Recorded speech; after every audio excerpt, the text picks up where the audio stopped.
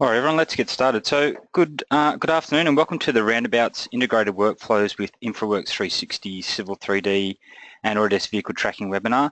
My name is Stephen Ellis and I'm the Australian New Zealand Civil Infrastructure Technical Specialist here with Autodesk.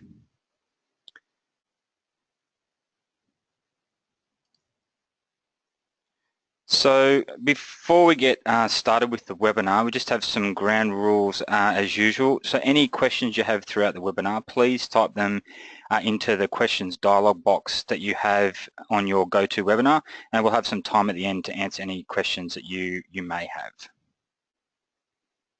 All right, so let's get into it.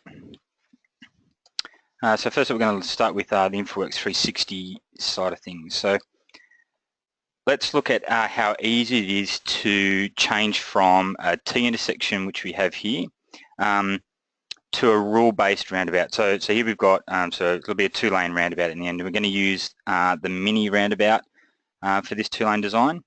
But we do want to sort of jump in there and have a look at changing around some of the sizes that we have there, just so we can see some of the tools. So as you can see, when we select it, everything's context sensitive.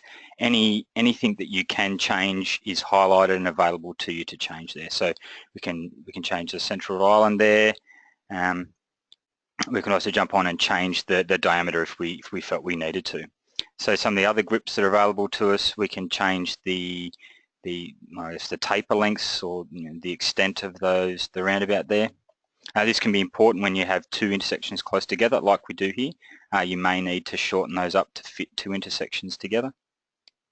And as you can see, once we orbit around into a vertical sense, and we can see it in a rotated view, we get the vertical changes. So here we can play around with the tilt plane, and we can sort of force a low point onto a certain location, and then grab this other button here, and we can tilt the roundabout onto a grade if that's what we would like to do. So that's what we've done here. Tilted that onto the grade. So like I said, it's all context sensitive. Anything you can change is there, and the asset cards also come up, allowing you to see all the changes that you've made, and sometimes you can make changes in those areas as well. So we've added that roundabout. Now let's just go over here and we'll add another roundabout, this time obviously with a different style. Really what I want to show here is that depending on the style of roundabout that you've selected, you will get different items that you can change in the asset card or on these on-screen grips. So here we've got basically an apron is the other adjustment that we've made that you can change. So you see it's a bit more, again, a bit more respectable size roundabout, and we're going to change the apron.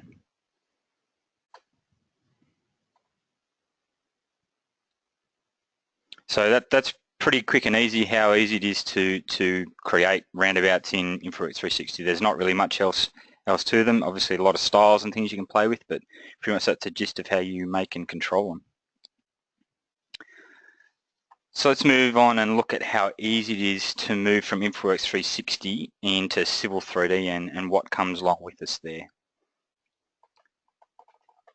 All right, so here I'm going into the export tools, and I'm going to be exporting an IMX just of the desired area that we want here, which is those two roundabouts that we just created.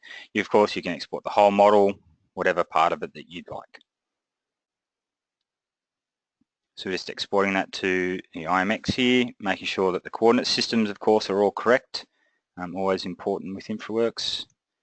Okay, so now we're in Civil 3D. We jump over to the InfraWorks, so the insert ribbon, InfraWorks. We can select that IMX. Note also that you can select the SQL lot file, so that's the actual model, and then you can define an area within the model that you want to import, or the whole model again.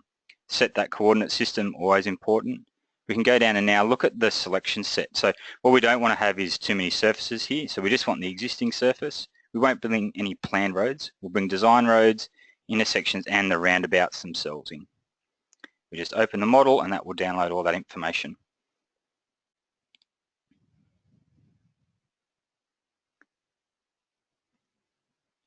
So once that is imported, we can see we have the existing surface, the alignments have come through, and the roundabouts themselves. So the AVT side of the roundabouts come through. Obviously they're in Civil 3D tools as well, and the corridors have been created for that as well. So as we orbit around it, you can see that it's a full 3D corridor that's been created. This is taken on any of the vertical geometry from the InfraWorks model that we'd created previously. You can see some of the information that comes through just for intersections. Basically, you just get the curb returns for intersection come through.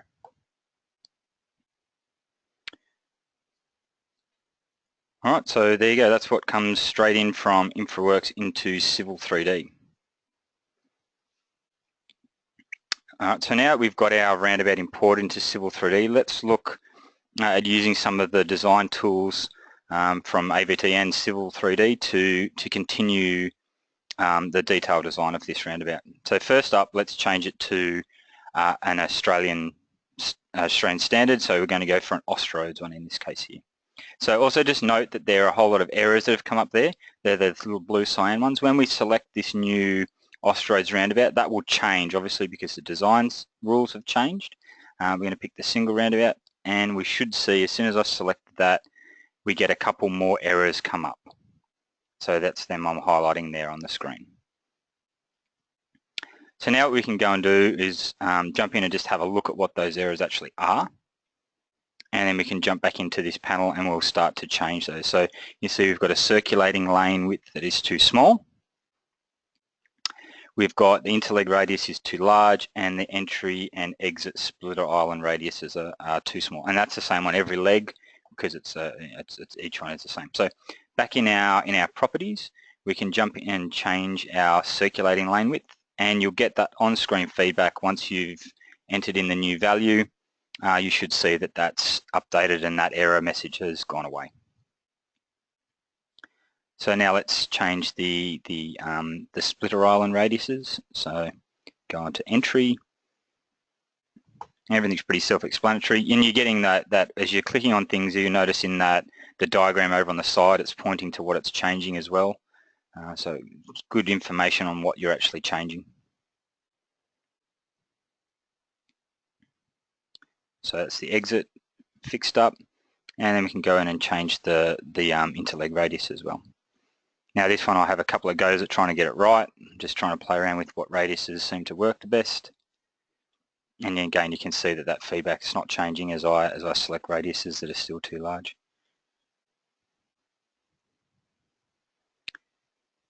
And you could be out there clicking on those grips that you see that are available. I personally find it easier to just go through this dialog panel. I've got a little bit more control sometimes. But again, if you wanted to drag things to a location, you can do that.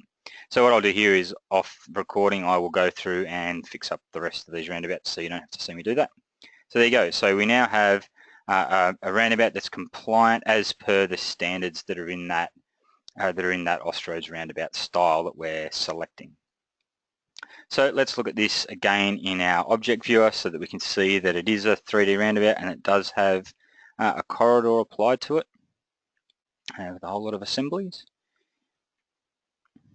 And now we can zoom up here, and these are the assemblies that were created when it came in from InfraWorks 360. So there's a whole lot of them. You may need to go and do some investigation depending on your roundabout, what assembly is doing what, where do they all apply to. So basically now what I'm going to go and do is continue on the development of this design, and I'm going to start designing the rest of the features of our road. So I'm going to throw on all of the curbs here.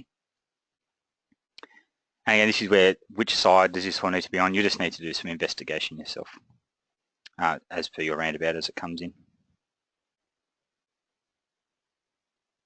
So now I'm going to add in a footpath. And I'm just going to change some of the properties of that link there, the assembly. And I'm going to add in a little grass verge, change that to a 2.5 meter, and another outside grass verge. Apply. Okay, there we have that. Now I'll just add in some earthworks batters just to finish off that assembly. Here we go. So I think now I'll just zoom out and have a look that's actually been applied to the roundabout. Yep, so you can see there we've got the curb and the footpath has shown up on that part of the assembly. So now I'll go and complete the rest of our assemblies and neaten everything up. So there you go, they're all updated now. And you can see I've changed, these are the circulating assemblies I've changed as well. So there was some crowning happening from the InfraWorks model that had come through, so I needed to update that. So again, here you can see we've got a little bit more complete. The last thing we don't have is we haven't got all the batters showing up there yet. So we'll jump out now into the corridor properties, into the parameters, and we'll go and set all of the surfaces now to target that existing ground surface that we have. So again, using just the set all, okay, rebuild the corridor, and there we have our batters have all come in now as well. So again, let's look at that in that from Object Viewer, and we can see we've got our batters.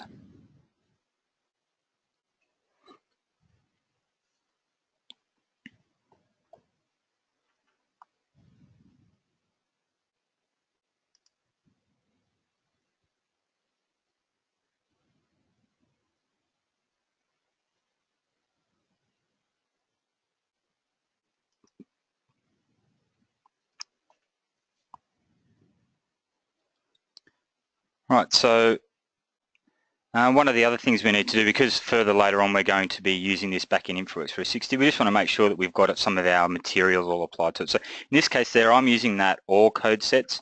You may need to use different ones depending on what you want, but for this purpose I'm just using some of the basic ones. Here you can see, once we go to the realistic view, you can see the textures that are applied to that. If you don't have all that set properly, once this moves over into InfraWorks, you won't have some of these materials mapped properly. It's just one of the little steps you need to do for that whole back to InfraWorks workflow.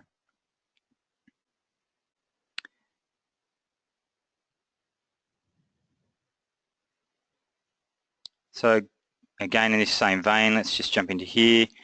We need to create a top surface and then have a boundary for that. So we're just going to add our top surface in, and I'm just going to give that a style so I can see that it works.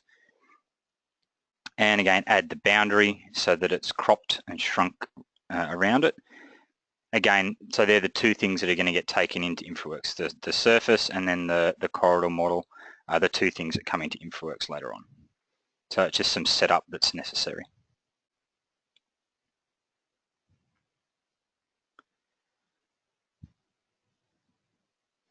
So a couple more things that we can just add to the design here, just to show you some of the features of the Roundabouts tools. There's splitter islands that we can place in.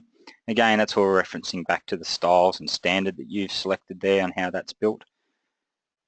Again, you could add all of those into your corridor model and have curbing around those. I'm not going to do that for this demonstration. There's a couple of other things for adding crosswalks in there as well. There's rumble strips and speed striping, but we don't really use those very often in Australia, so I guess they're there that you know, so it's fine.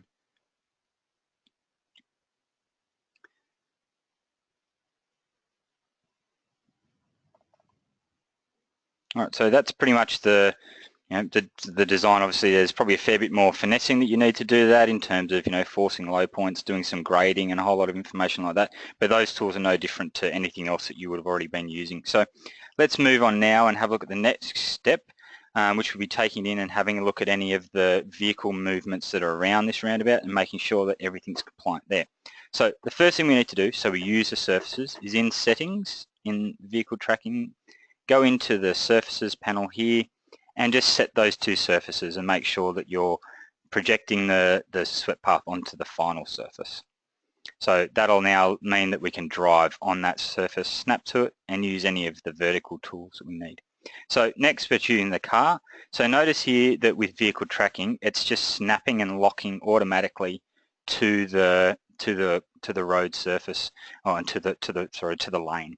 And then all you have to do is to get it to drive through the roundabout is basically drag to the next leg you want to exit, and it will place the swept path for its best fit alignment through there. So again, we'll pick another vehicle so that we see that working again, this time a single unit. Hover near the lane, select it, drag it out the other side. You don't have to click anything else except the exiting path. And then there you go, it's popped that path down there for us. So because it's a vehicle tracking element, all of the vehicle tracking snapping to it, and everything's working fine. So you can see here the animation coming through in the 2D sense, and then we'll change it to the 3D view, and then we'll see it driving around on the Civil 3D surface that we created previously. So here you would be able to see any clashes that are happening, so running and bumping up and down over curbs, or any other issues that might be happening. Again, changing around all your views to where you want it, and then you can just play that alignment, that animation through, and see the vehicle driving around its path.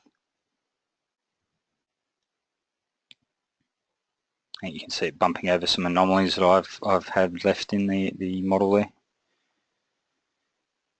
Alright, so the final one that I'll put in on, what I was trying to do here was I was trying to get it to throw me an error, but I do have a reasonably sized roundabout here, so I think even the B double that I try and put through it, it's too big, so the roundabout's too big and it doesn't error. But you do see that it runs up over some curbs. So a B triple I'm throwing in. So snapping it in, dragging it out the other side. So that would just stop if the vehicle wasn't able to make that maneuver. But what you do see is, as I zoom in here, that's run up over the curbs. So when you view that, you can make any adjustments if that's the vehicle that you need to use for your design.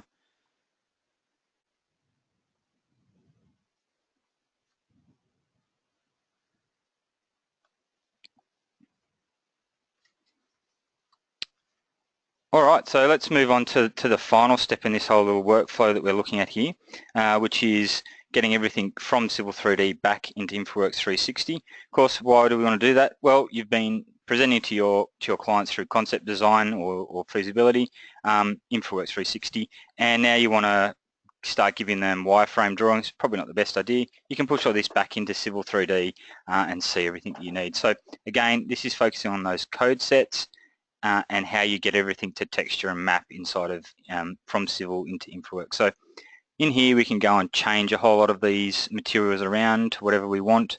Again, best if you're setting this up yourself in either a company style or whatever you want. That way you know that everything's mapping to the right layers. What I'm going to show you in this workflow is I've changed a few around here so that they don't work, but still showing you that the coverage areas are in there in InfraWorks. Right, so here we are in InfraWorks, data sources. We're just going to import that Civil 3D drawing that we have created. Now another step we have to do here, once that's connected, we just want to pick the data sources from that drawing that we want, in which case it is going to be the surface that we created and the corridor coverage areas. So surfaces come in as surfaces, the corridor model comes in as coverage areas.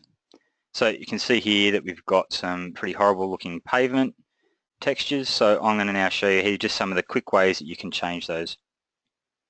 So here we are in our materials library. We can just change that to a new texture.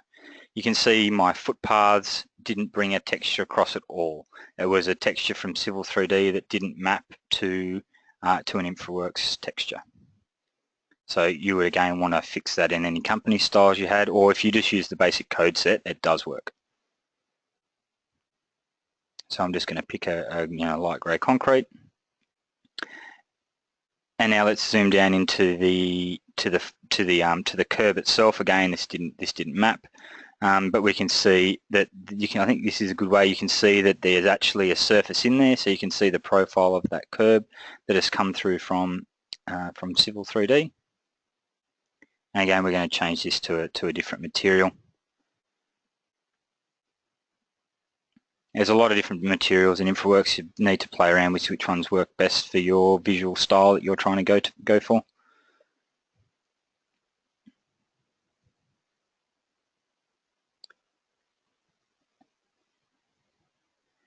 And just looking at the other one, we'll just add a different color to it just to see that it's easy to change the styles. And you can see there the merging in of the surfaces at the end.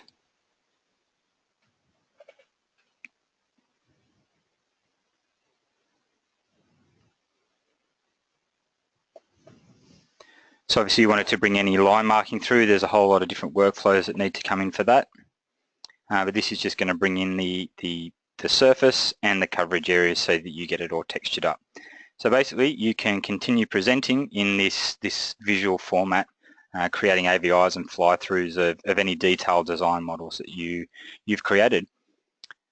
All right, so that's it for the workflow that I wanted to present to you today. There's a couple of more webinars that are going to be coming up in the future.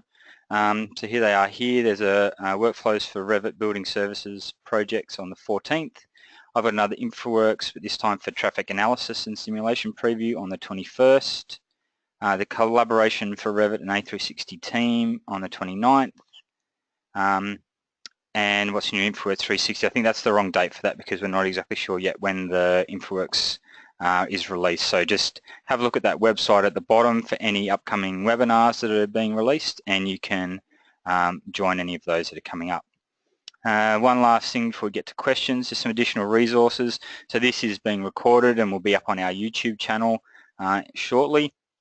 And there's a whole heap of other webinars, tips and tricks and tutorials that are on that website as well. So please look that up and subscribe to it if you want to find out more of what the Australian tech team from Autodesk are doing.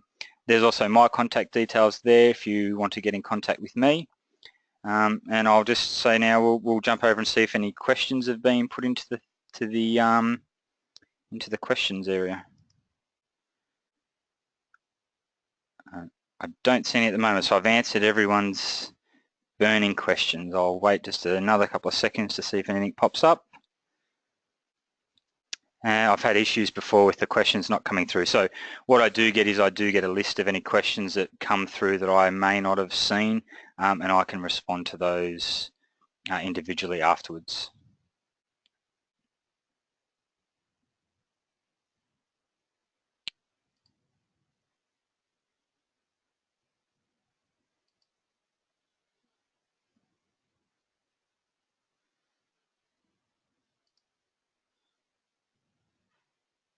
Okay, not really seeing any questions come through.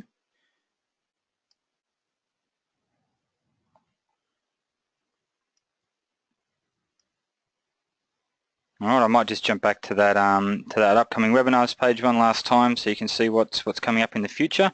And thank you everyone for coming along and listening to me today. I will talk to you again next time. Thank you guys. Bye.